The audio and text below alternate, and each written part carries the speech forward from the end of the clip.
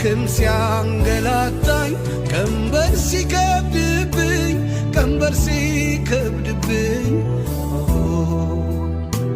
ጨለማው በርትቶ መሄጃው ሲጠፋኝ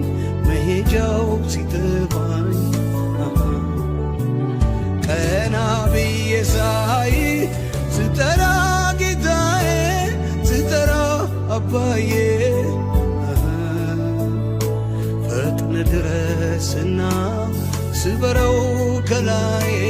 ቀንበሩን ከላዬ